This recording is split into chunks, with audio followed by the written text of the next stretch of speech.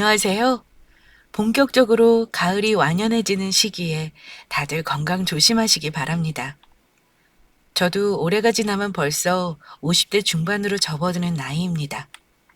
세월 빠르다는 말 늘 하는 말인데 뭐 하나 이뤄놓은 거 없이 이렇게 나이만 먹는 게 아닌가 가끔 불안해지기도 하네요.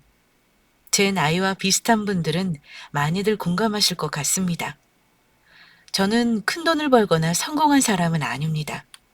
내년이면 대학에 가는 큰딸과 고등학생 두 딸의 아빠이자 한 가정을 책임지는 가장이지요. 부끄럽지만 제 아내를 편하게 살게 해주지 못한 못난 남편이기도 합니다. 글솜씨라고는 없는 제가 이렇게 용기를 내 이렇게 사연을 보내게 된 건 행운이라고는 하나도 없을 것 같았던 보잘것없는 인생에 제가 베푼 작은 선행이 큰 복으로 되돌아왔던 일을 말씀드리고 싶어서입니다. 살면서 누구든 큰 위기가 닥칠 때가 있지요. 저 또한 그랬습니다. 그때 저는 생각지도 못한 사람의 도움으로 수렁에서 가까스로 탈출할 수 있었습니다. 그 얘기를 하기 전에 제가 그동안 어찌 살아왔는지 조금은 말씀드려야 할 것 같네요. 고생 많이 하고 살았다면 저도 어디 가서 빠지지 않은 인생이라고 할 수 있습니다. 저는 부모님을 일찍 여의었습니다. 제가 국민학교, 그러니까 지금으로 치면 초등학교지요. 5학년 때 어머니가 지병으로 돌아가셨고 그 후 아버지와 같이 살았습니다. 불행하게도 아버지는 어머니가 돌아가시고 나서 저를 잘 돌봐주시지 않았습니다. 어머니가 돌아가신 것도 늘 어머니를 힘들게 했던 아버지 때문이었던 것 같습니다. 제 기억에 아버지는 늘 술에 절어 있었고 어머니에게 폭력을 휘두르는 사람이었습니다. 어머니가 돌아가신 후에도 아버지는 술에 취해 있을 때 저를 보면 욕설을 퍼붓는 게 일상이었습니다. 야, 이 자식! 가서 술 한 병 받아와라. 언제 꺼서 돈 벌어올 거냐? 밥만 축내는 버러지 같은 자식. 생긴 거 꼭 지 엄마 같은 게 볼 때마다 열불 터지게 하네. 아빠, 저 배고픈데 돈 좀 주세요. 라면이라도 끓여 먹게요. 너는 이 아빠한테 할 말이 돈 달라는 말밖에 없지? 아버지는 제 머리를 쥐어박으며 돈을 주시곤 했고 저는 구멍가게로 달려가 라면을 사서 끓여 먹고 줄인 배를 채웠었죠. 아버지는 술이 깨어 있을 때는 나가서 일을 했지만 제 기억에 아마도 막일을 하셨던 것 같습니다. 하지만 아버지는 제게 잘 수 있는 집을 제공한 것 외에는 보살펴 주지 않았습니다. 한창 먹고 클 나이에 집 냉장고 안에는 늘 쉬어빠진 김치뿐이었고 이웃 아주머니들이 가끔 챙겨주는 반찬이 없거나 쌀이라도 떨어지는 날이면 굶기 일쑤였습니다. 예영 씨가 아버지는 집에 없니? 네 아버지는 어쩜 아직도 정신을 못 차리고 저러고 산다니. 아유, 딱해서 원. 아줌마가 반찬 좀 챙겨왔으니까 이거랑 밥이랑 해서 며칠간 먹어. 고맙습니다, 아줌마. 아유, 의지할 형제도 없이 너 혼자 어쩜 좋으냐. 혹시 연락할 친척들은 없는 거야? 제가 고개를 절레절레 흔들자 아주머니는 혀를 끌끌 차며 제 머리를 쓰다듬고 돌아가시곤 했습니다. 그나마 아버지가 돌아가시기 전에는 이웃의 도움으로 근근히 버틸 수 있었죠. 어쩌다 아버지가 던져주는 돈으로는 라면이나 과자를 사 먹을 수밖에 없었습니다. 그러니 제 행색은 어땠겠습니까? 늘 계절에 맞지 않은 옷과 신발로 다니는 게 당연한 일이었습니다. 그 시절에는 가난은 그냥 일상이었습니다. 저 말고도 가정 형편이 어려운 또래 친구들이 많았죠. 개중에는 중학교 때부터 아예 나쁜 짓을 선택해 자기를 지키고 다른 친구를 갈취하는 아이도 있었고요. 제게 고의적으로 접근해오는 질 나쁜 친구도 있었습니다. 하지만 저는 그런 유혹에 넘어가지 않았습니다. 그러다 중학교 때 아버지마저 돌아가셨습니다. 어머니가 돌아가시고 나서 그 전보다 더 술독에 빠져 사신 데다 건강도 별로 안 좋았는데 술 때문에 돌아가신 거였죠. 중학교 2학년인 저를 돌봐주려는 친척은 아무도 없었고요. 조부모마저 없는 저는 결국 보육원으로 가야 했습니다. 요즘에야 보육원 아이들이 배 고른 일이 없다지만 그때는 그런 시설에서 잘 먹는 일은 거의 없었습니다. 늘 배가 고팠고 환경은 열악했습니다.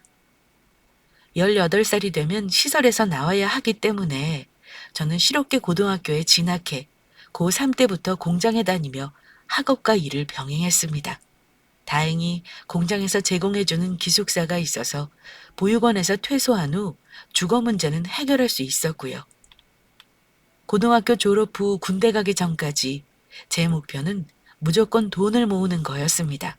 정말 악착같이 살았지요. 그때는 토요일에도 공장이 돌아가던 시절이어서 주말 야근 가리지 않고 몸을 혹사시키며 일을 했지요. 그 당시 제가 자주 가던 식당이 있었는데요. 간판도 제대로 없는 동네 식당이었던 걸로 기억합니다. 공장에서 나와 큰 길로 통하는 비탈진 고갯길을 내려가다 보면 오른편에 나지막이 자리한 눈에도 잘 띄지 않는 식당이었죠. 저는 거기에서 제 인생에 처음으로 큰 가르침을 준 어른을 만나게 되었습니다. 아주머니, 저 볶음밥 하나 주세요. 그래, 총각. 오늘도 많이 힘들었나 봐. 일이 많은가 보지? 어찌 이 시간에 저녁을 먹고 그래? 네, 공장 일이 그렇죠 뭐. 볶음밥을 시키던 아주머니는 그 식당에서 가장 크고 깊은 그릇에 볶음밥을 담아주었습니다. 소담스럽게 올린 계란 프라이 하나와 볶아진 밥에 섞인 돼지고기를 씹으면 그렇게 맛있을 수가 없었죠. 그분은 힘들었던 제 일상에 저렇게 따뜻한 말 한마디를 건네주시는 유일한 여자 어른이었습니다. 엄마가 계셨다면 이런 느낌이었을까 가끔 생각하기도 했습니다. 저는 돈을 아끼느라 그 당시 하루에 한 끼만 밥을 먹었습니다. 그나마 공장 일을 마치고 집에 가는 길에 먹는 그 한 끼가 저에게는 낙이었죠. 사투리를 쓰는 그 아주머니는 제가 식당에 들어설 때마다 집 나간 자식이 돌아온 듯 기뻐했습니다. 배가 고픈데 돈이 없는 날에는 물을 마시면서 그 식당에서 먹던 볶음밥을 그리워했습니다.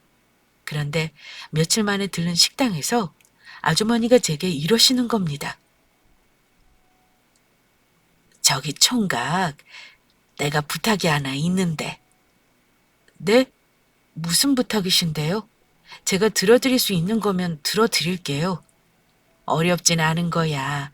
실은 우리 식당이 저녁에 술 한 잔 걸치러 오는 손님들이 많아서 바쁘거든. 보아하니 매일 이 시간에 일 마치는 것 같은데 혹시 저녁에 딱 1시간만 우리 식당에 설거지를 좀 해줄 수 있을까? 대신 밥은 총각이 아무 때나 와서 먹어도 괜찮아. 어때?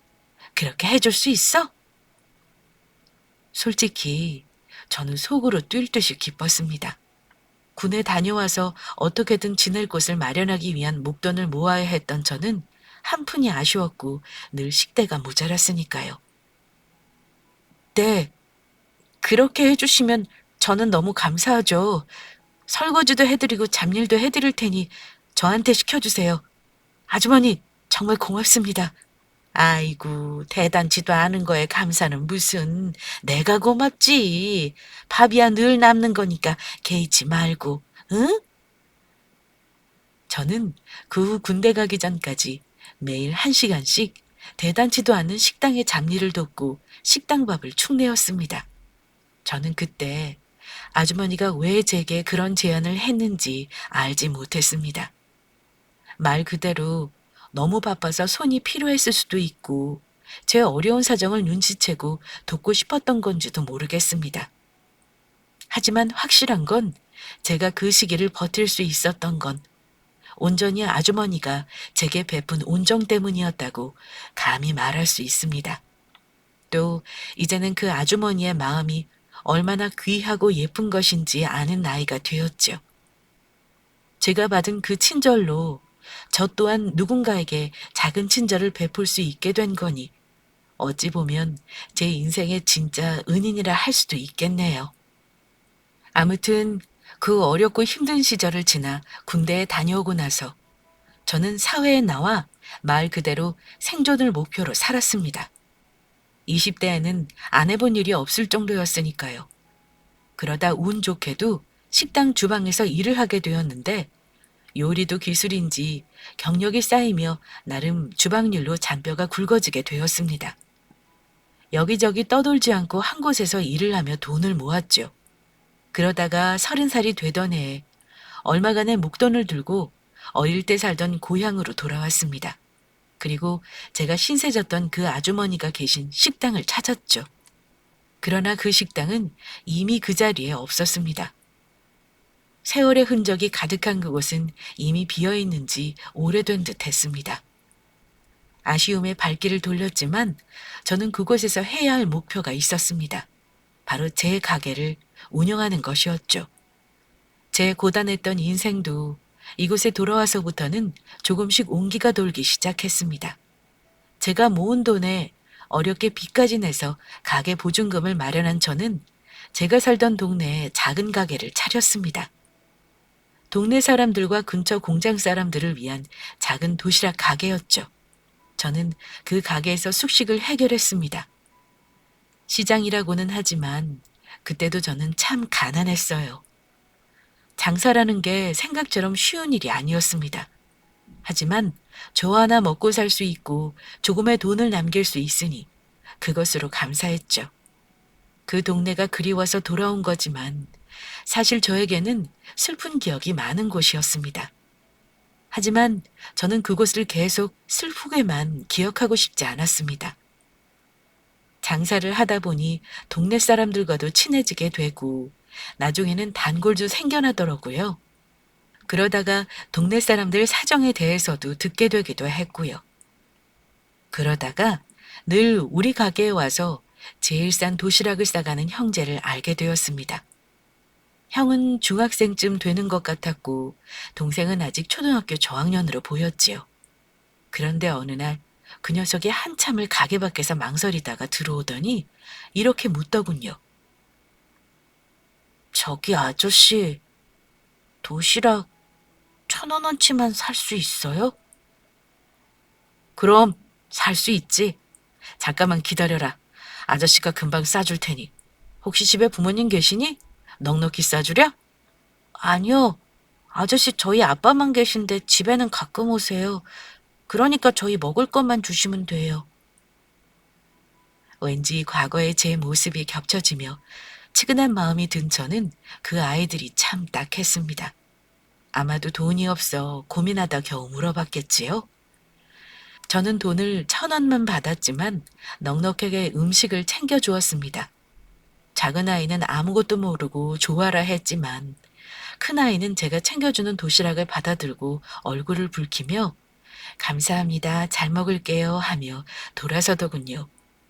그 후에도 아이들은 자주 가게에 왔는데 돈이 모자라면 항상 가게 앞을 빙빙 돌다가 들어오곤 했습니다.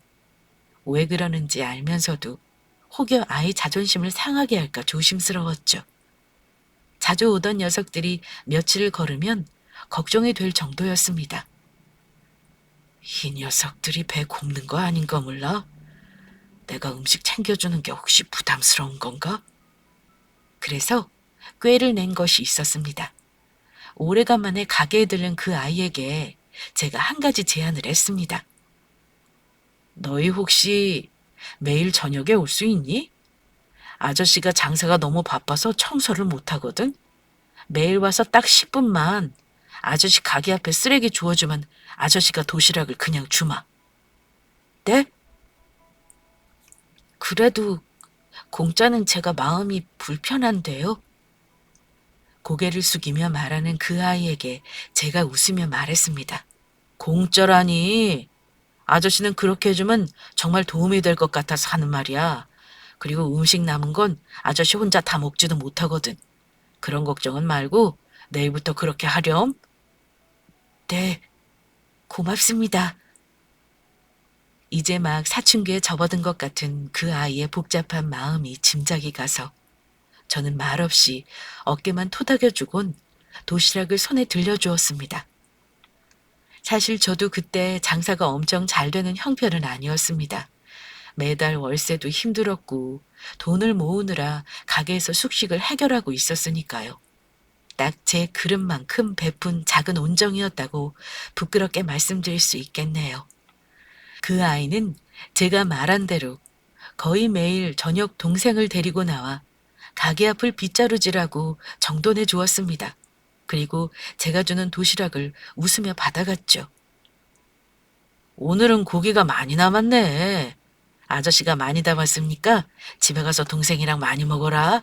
혹시 주말에 먹을 거 없으면 아저씨 가게에 와도 돼. 굶지 말고 배고프면 꼭 오렴. 네, 아저씨. 감사합니다. 저는 혹여 아이들이 미안함에 가게에 오지 않을까봐 매일 오라고 신신당부했지만 아이들은 평일 외에는 가게에 오지 않았습니다. 큰아이가 고등학교에 진학해서도 저는 아이들에게 늘 반찬을 챙겨주었습니다. 그런데 어느 날부터인가 그 형제 아이들이 더 이상 오지 않더라고요. 무슨 일이 있나 걱정되는 마음에 동네 주민에게 물어봤는데 다들 잘 모른다고 하더군요. 무슨 일인지 모르겠는데 이사 간 건 확실하다고 하면서요. 아주머니, 연준이네가 요즘 안 보여서요. 애들한테 무슨 일 있는 거 아니죠? 그 집 아빠가 죽은 모양이던데 자세한 건 나도 몰라요. 애들 아빠 죽고 집주인이 집을 빼라 그런 것 같더라고.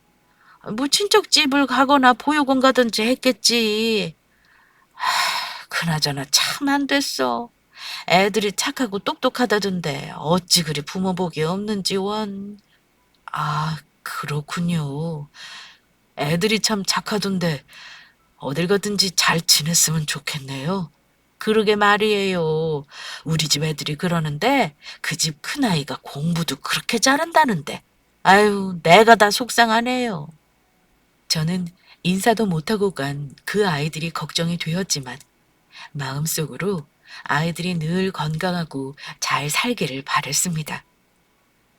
몇 년간 그 동네에서 장사를 하면서도 저도 형편이 점점 피었습니다.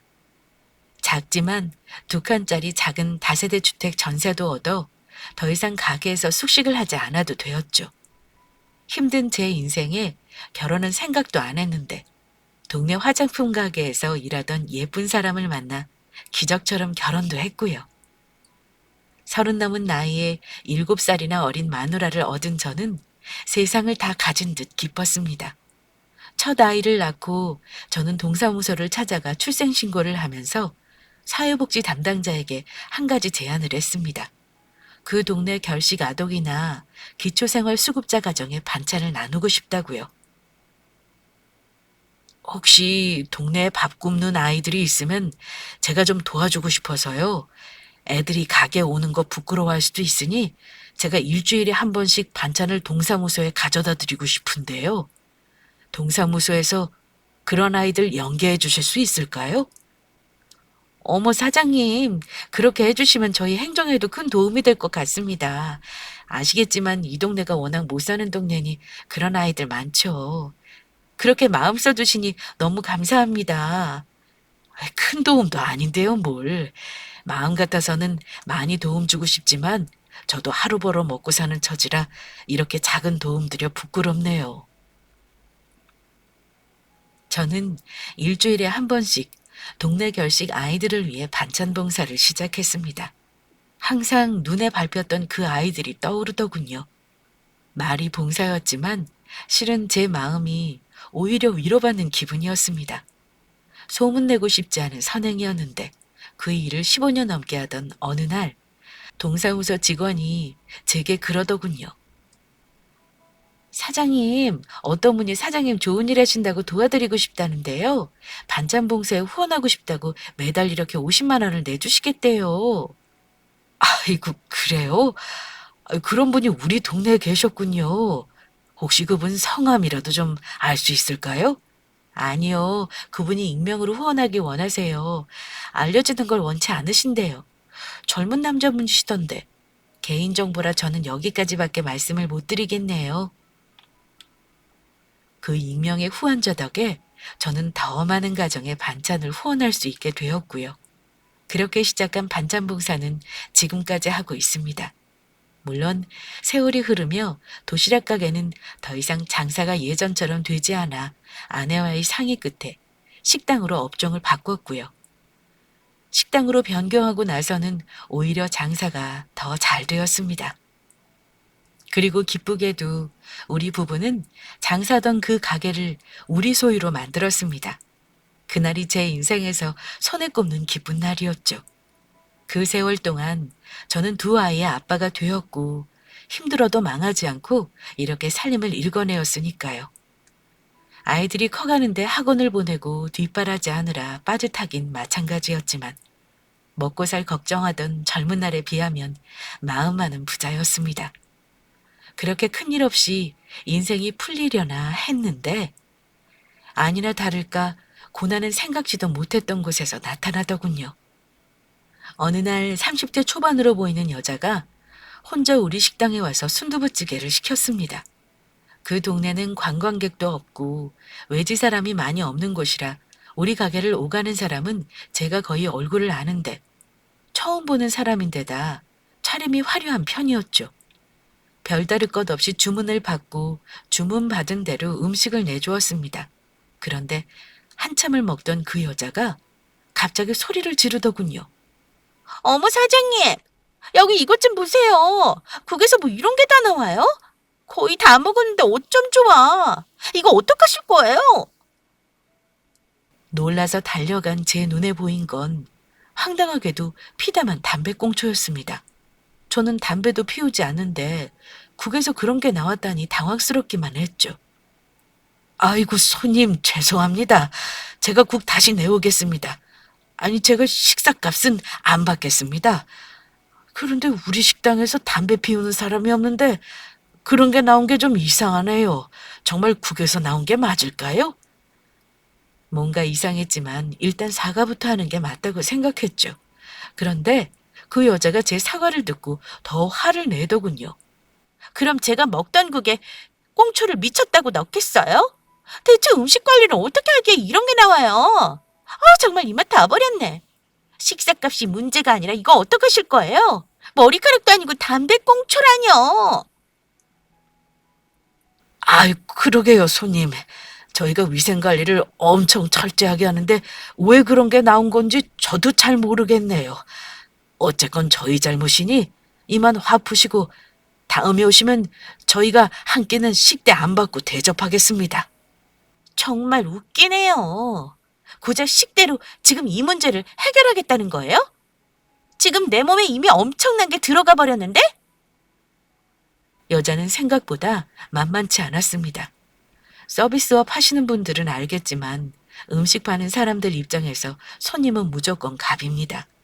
게다가 음식에서 이물질이 나오거나 이물질로 손님 몸에 상해를 입히면 심할 경우 고소하는 경우도 있거든요. 그래서 이럴 경우 무조건 사과가 먼저이고요. 여자는 가만히 있지 않겠다며 돌아가긴 했습니다. 저는 식대도 받지 않았고 끝까지 사과의 말씀을 드렸지만 왠지 모르게 좀 찝찝했죠. 그런데 그 찝찝한 예감이 딱 맞더군요. 며칠 후 저희 가게에 나타난 그 여자는 진단서 하나를 제게 들이밀었습니다. 여기 진단서예요. 제가 여기서 밥 먹고 나서 장염이 걸려서 설사를 엄청나게 했어요. 3일 내내 아프다가 병원에 갔더니 글쎄 장염이라네요. 뭐 때문이겠어요?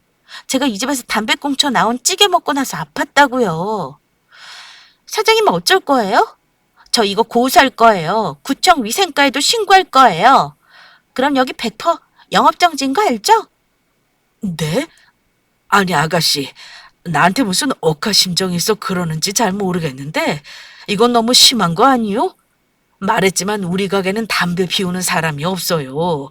이런 이물질 나온 것도 석연찮은데 이렇게까지 하는 이유가 대체 뭐요? 사장님, 생각 잘하세요. 제가 사장님 가게 하나 망하게 하는 거 이 손가락 하나면 충분하거든요? 무슨 말인지 아시죠? 그거 원치 않으시면 고소 전에 합의금을 주시던가요? 그때 저는 그 여자가 저를 협박하고 있는 거라고 눈치챘습니다. 그때는 인터넷으로 가게 하나 망하게 하는 건 우습지도 않았죠. 우리 가게를 악의적으로 모함해 망하게 할 수 있으니 자기에게 돈을 달라는 거였고요. 그런데 저는 제가 하지도 않은 잘못으로 그 여자에게 돈을 줘가며 그 일을 무마시키고 싶은 생각은 없었습니다. 해볼 테면 해봐요. 젊은 사람이 무슨 이런 걸로 돈을 뜯어내려고 이러시나. 나도 그쪽에서 하는 대로 대응할 거니 그렇게 알고 돌아가쇼. 다시는 우리 가게 얼씬거리지 말고. 뭐라고요? 이봐요, 아저씨. 지금 이게 얼마나 심각한 일인지 모르나 봐요. 맘대로 하라고요? 좋아요? 나중에 저한테 싹싹 빌어도 소용없을 줄 아세요? 참 기가 막혀서 대체 이런 동네까지 와서 우리 가게에 뭘 뜯어먹을 게 있다고 이러는 거요? 뜯, 뜯어먹다니요. 아저씨, 말 다 했어요? 저 지금 다 녹음하고 있거든요. 아, 글쎄 녹음이든 고소든 마음대로 해요. 저는 그 여자를 가게에서 내쫓아 버렸습니다. 그리고 별일도 아닌 거 가지고 무슨 큰일이야 생기겠냐며 아내를 잘 달래주었죠. 아내는 그 일로 걱정이 이만저만이 아니었습니다. 인터넷인지 뭔지 식당을 나쁘게 올리면 장사가 망할 수도 있다나요? 당신은 우리 가게가 어떤 가게인데 고작 이런 일로 망한다고 생각해? 걱정 말어. 절대 그런 일 없으니까. 그래도 요즘 사람들은 그게 아니야. 당신이 몰라서 그렇지 얼마나 사람들이 약은 줄 알아? 난 걱정돼 죽겠다, 여보. 그냥 그 여자한테 돈 몇십만 원 쥐어주고 말자. 뭐? 그런 여자한테 쥐어줄 돈이 어딨어? 그런 소리 하지도 마. 내가 알아서 할 테니. 그런데 제 생각이 아니랬던 거였을까요? 그 여자는 정말 못되게도 일을 크게 벌이더군요. 얼마 후에 고소장이 날아왔고 경찰에서 출석하라고 연락을 받았습니다. 사장님, 그냥 합의하시고 고소 취해달라고 하시죠. 이런 일에 돈 쓰고 시간 써봤자 사장님만 손해예요. 아시잖아요. 이런 사람이 뭐 바라고 이렇게 고소까지 하겠어요? 증거랍시고 사진이며 진단서며 다 첨부했는데 사람 하나 바보 만드는 거 쉬워요. 괜히 변호사비 몇백 쓰고 힘 빼지 마시고 그냥 제 말대로 하시죠. 내가 잘못한 게 없는데 무슨 합의를 합니까? 경찰관님 저도 맞고서 하렵니다. 도저히 억울해서 이대로는 못 넘어가겠네요. 게다가 엎친 데 덮친 격으로 위생과에서는 공무원이 나와 주방을 조사하겠다고 하더군요. 그러면서 민원이 들어온 거라 자기들도 어쩔 수 없다고 이물질이 나온 게 맞으면 행정적인 조치를 해야 한다고 하길래 억울하다고 하소연했습니다. 게다가 인터넷에 그 여자가 뭐라고 올렸는지 가게 손님이 아주 뚝 끊겨버렸습니다. 동네 장사인데도 정말 거짓말처럼 매출이 반에 반토막이 났습니다. 아주 우리 가게를 망하게 하려고 작정을 한 듯 했습니다. 아무 잘못도 안 하고 밤낮으로 고생하는 우리 부부에게 왜 이런 일이 일어나는 건지 세상이 원망스러울 정도였습니다. 난 참, 대체 이게 무슨 큰일이라고 이렇게까지 되는 거야? 여보, 내가 그랬잖아. 그냥 그 여자한테 몇십 주고 끝날 일을 왜 이렇게 만드냐고. 그런 말 말어. 나도 맞고서로 대응할 거니까. 제발 일 좀 복잡하게 만들지 말자. 당장 이번 달 대출이자부터 걱정해야 할 판이야, 지금. 당신 그 반찬 봉사는 이 일 마무리될 때까지는 하지 말아봐. 그 일이 이거랑 무슨 상관이라고 그래? 당신은 그냥 신경 쓰지 마. 내가 다 알아서 해. 걱정하는 아내에게 큰 소리는 쳤지만 저도 속이 썩기는 마찬가지였습니다. 그런 일이 생겼다고 하던 봉사를 그만둘 수는 없었죠. 늘 하던 대로 동사무소에 반찬을 배달해 놓고 차 한 잔을 얻어 마시면서 혹시 행정기관이니 제 일에 조언을 해줄 수 있지 않을까 싶어 그간 있었던 일을 털어놨습니다. 동사무소 직원은 자기 일처럼 안타까워 했습니다. 세상에, 뭐 그런 나쁜 년이 다 있나요? 사장님, 이렇게 좋은 일 하시는 분인데 그런 것도 모르고 죄가 다 속상하네요. 제가 도움은 못 드리겠지만 아는 법률사무소는 있는데 혹시 연락처 하나 드려볼까요? 제가 사장님 당하신 일 대충 말씀드려 놓을게요. 큰 도움이 안 돼서 죄송하네요. 아이고, 주무관님. 이 정도만 해도 정말 고맙겠어요. 내가 잘못한 것도 없는데 돈을 써서라도 이 억울한 거는 꼭 풀고 싶네요. 연락처만 주시면 며칠 있다 연락드려보죠. 그리고 며칠 고민 끝에 저는 변호사를 써서 이 일을 해결해야겠다 결심했습니다. 아내에게 가게를 맡기고 밖으로 나서려는데 갑자기 저를 고소한 그 여자가 가게 문을 열고 들어오는 겁니다. 이봐요, 사장님. 연락을 안 주길래 제가 와봤네요. 경찰한테 드리니 맞고소 하신다면서요. 그냥 전과자 되고 싶으신가 봐요. 합의로 끝날 일을 그렇게 크게 만드시게. 뭐요? 이 여자가 진짜 미쳤구먼. 당신이 이런 식으로 돈 뜯어내는 게 수법이야? 대체 얼마를 원하길래 이러는 거요? 300에 합의 보죠. 뭐 정 힘들면 50 정도는 깎아드릴 용의는 있어요. 제가 장염에 걸려서 2주 넘게 일을 못 나갔고요. 그것 때문에 손해본 게 얼마인 줄 아세요? 그 정도면 싸게 받는 거예요. 뭐, 뭐요? 300? 어이가 없어 뒷목을 붙잡고 있는데 하필 그때 가게 문을 열고 말쑥한 차림의 키 큰 남자가 가게로 들어오더군요. 아, 손님, 죄송하지만 오후 장사는 좀 어려울 것 같네요. 다음에 다시 오시면 맛있게 해드리겠습니다. 그 여자와의 실랑이가 금방 끝날 것 같지 않아 저는 손님을 돌려보내려 했습니다. 사장님 안녕하세요. 밥 먹으러 온 게 아니고요. 저는 법무법인 광장에서 나왔습니다.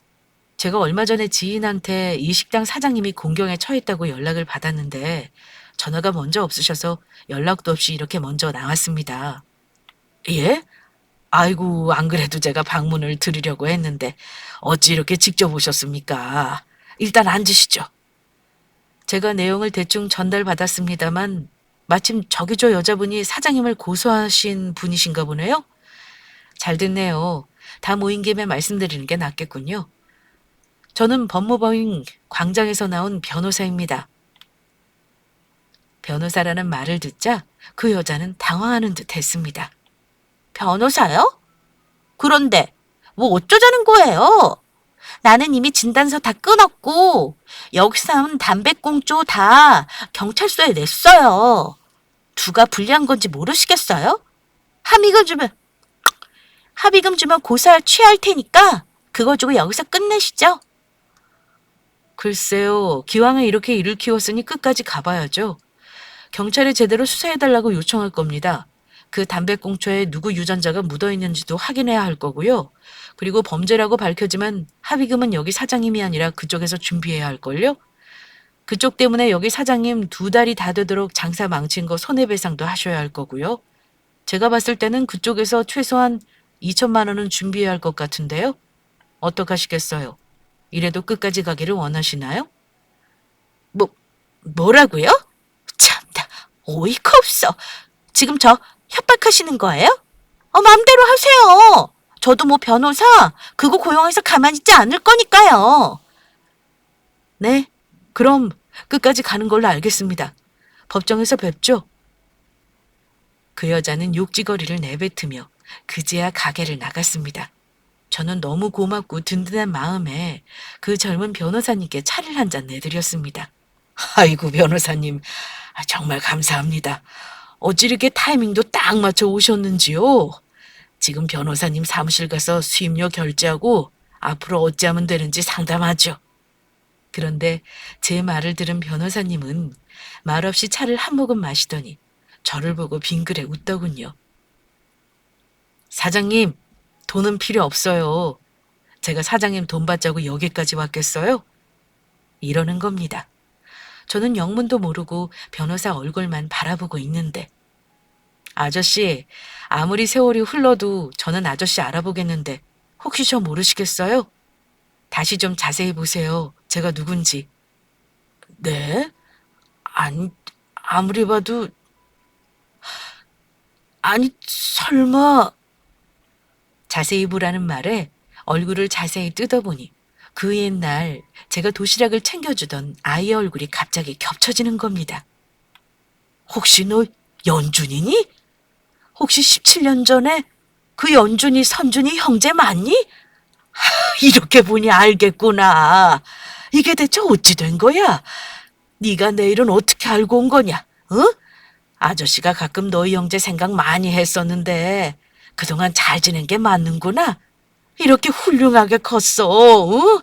동생은 잘 지내니? 네, 동생도 잘 있어요. 그때 우리 먹여 살려준 게 아저씨잖아요. 저 살면서 아저씨 한 번도 잊은 적 없어요. 실은 반찬값 후원한 것도 저고요. 조만간 인사드리려 했는데 이런 일로 뵙게 되네요. 뭐? 그 젊은 후원자라는 양반이 너였어? 진즉에 나한테 오직을 했어, 이 녀석아. 공부하느라 그동안 고생 많았겠구나. 아저씨는 지금 너무 기쁘다, 기뻐. 아버지가 돌아가시고 천안에 있는 고모가 저희 돌봐주셨어요. 다행히 여유가 있으시고 자식이 없으셔서 저랑 제 동생 뒷바라지 다 해주셨고요. 저는 결혼도 했어요. 그때 아저씨가 주신 도시락 보면서 언젠가 꼭 은혜 갚을 거라고 결심했었거든요. 공부하면서도 항상 기억하고 있었고요. 그때는 어려서 아저씨한테 고맙다는 말씀도 제대로 드리지 못했네요. 지금 제대로 인사드리고 싶어요. 아저씨, 제 절 받으세요. 하면서 식당 바닥에 엎드려 큰 절을 하는 겁니다. 저는 허둥대며 같이 맞절을 하고는 손을 맞잡았습니다. 못 본 세월이 오래인데도 너무나 벅차올라 눈물이 나더군요. 내가 비록 큰돈 버는 인생은 못 살았지만 너를 보니 헛산 것 같지는 않구나. 정말 잘 됐다. 이렇게 커져서 참 고맙구나, 연준아. 네, 이 일은 걱정 마세요. 제가 깨끗하게 해결해 드릴게요. 산전수전 다 겪은 제게 이런 기쁜 일이 일어날 수도 있었네요. 비록 뜻하지 않게 안 좋은 일을 당했지만 그 옛날 작은 인연이 이런 식으로 제게 도움이 될 줄은 몰랐습니다. 그 후 연준이는 수임료도 받지 않고 제 일을 해결해 주기 위해 바쁘게 움직여줬습니다. 그런데 어찌 되었는지 아세요? 저를 고소한 그 여자는 상황이 불리하게 돌아가자 고소를 취하하겠다고 나왔습니다. 하지만 저는 거기서 일을 마무리하고 싶지 않았습니다. 저는 그 여자를 형사고발했습니다. 영업방해와 사기죄로요. 그런데 나중에 경찰에서 수사를 하게 되면서 알게 된 사실이 있었습니다. 그 여자는 제 가게뿐만이 아니라 다른 곳에서도 음식에 이물질을 넣고 공짜로 먹거나 식당 주인을 협박해 영업을 방해하고 합의금을 갈취한 상습, 사기범이었습니다. 제가 합의하거나 고소하지 않고 끝났다면 저 말고도 다른 피해자들이 분명 더 나왔을 거라 확신합니다. 저는 그 여자와 합의고 뭐고 죗값을 치르게 하고 싶었습니다. 저뿐 아니라 다른 자영업자를 상대로 똑같은 수법에 협박을 해 돈을 뜯어낸 것도 10건이 넘는다는 말에 기가 막혔죠. 결국 그 나쁜 년은 사기 혐의로 징역 1년 실형 선고받았습니다. 민사로 손해배상 청구도 했고요. 제가 꼼짝없이 당할 뻔한 일이었는데 연준이 도움을 많이 받았네요. 해결되기까지 시간이 좀 걸리긴 했지만 다행히 그 후 매출도 회복됐고요. 우리 식구 먹고 살 정도로 벌고 있으니 늘 감사하는 마음으로 살고 있습니다. 그 후 변호사가 된 연준이는 가끔 가게에 들러 저와 술 한 잔씩 하고 갑니다. 우리 아내는 연준이가 오면 버선발로 뛰어나가 기뻐하며 맞이합니다. 저 역시 그놈 얼굴 볼 때마다 참 신기하다는 생각이 듭니다. 연준아, 너를 보면 참 고마우면서도 신기하구나. 네가 그 세월 나를 잊지 않았던 것도 고맙고 이렇게 내 눈앞에 나타난 나를 도와준 것도 고마워. 대단치도 않은 도시락 챙겨준 게 이런 식으로 돌아올 줄은 몰랐다. 내가 요즘 무슨 생각 드는 줄 알아? 작은 인연도 소중하게 여겨야 한다는 거야. 네가 나를 이렇게 도와준 것도 고맙지만 앞으로는 다른 사람들한테도 많이 베풀고 살아라. 아저씨는 그걸 바래. 예, 잘 알겠습니다. 그때 저한테는 아저씨가 주시는 그 도시락이 생명줄이었어요. 아저씨한테는 10,000원어치도 안 되는 호의였지만 받는 저는 100만 원보다 가치 있는 거였다고요. 저도 아저씨처럼 베풀면서 살고 싶어요. 어려운 사람 도와주고요. 그나저나 아저씨, 저 반찬 후원금 이번 달부터 100만 원으로 늘릴까요? 제가 요즘 좀 잘 나가서요. 100만 원은 좀 우습네요. 뭐 이 녀석?